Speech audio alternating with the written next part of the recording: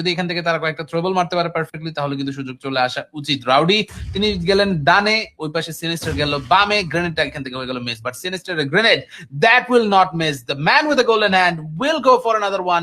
8টি elimination point secure করার পরে Sinister he is going for the 9th elimination already. এখান থেকে অ্যাসাসিন ওয়াজ স্পটেড, আবারও knockout. Oh my God, back to back knock কিন্তু এখান থেকে বের হয়ে গেছে। যেহেতু এলিমিনেশন পয়েন্ট সিকিউর করার এখনো চান্সেস আছে, রাউডি তিনি কিন্তু এখান থেকে এগিয়ে যাবেন। অলরেডি মোইজ অ্যাসাসিন দুজনকে দেখতে পাওয়া গেল।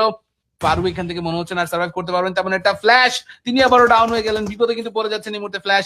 আবারও এখান থেকে সিনিস্টার আর রাউডির উপরে কিন্তু থাকবে প্রেসার, যদিও এখান থেকে তারা প্লেয়ারেরা মিলে হোল্ড করছিলেন, বাট এই হোল্ডিং পজিশনটাও কিন্তু তাদের জন্য কিন্তু কাজে এসে লাগেনি।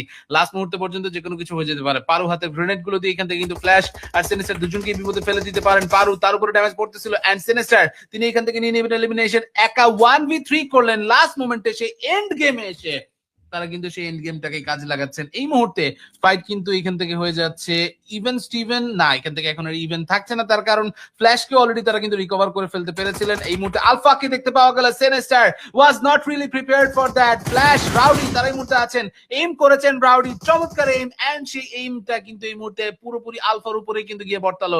রাউডি আরো একটি এলিমিনেশন পয়েন্ট তিনি কিন্তু এখান থেকে সিকিউর করে নিয়েছেন, এন্ড এইভাবে যদি চলতে থাকে তাহলে কিন্তু লাস্ট পর্যন্ত চিকেন ডিনারটাও কিন্তু এনার্জি স্পোর্টস সিকিউর করে নিতে পারবে। প্রথমে রেঙ্গেলে তারা কিন্তু একটা চিকেন ডিনার পেয়েছিল, but in this one they will try to do it even better. সামনে আছেন সাকিব ওপি, একাই কিন্তু এখান থেকে লড়ে যাচ্ছেন A1RG স্পোর্টস এর বিপক্ষে। তার পক্ষে কি আদৌ পসিবল হবে এই ফাইটটা জেতা?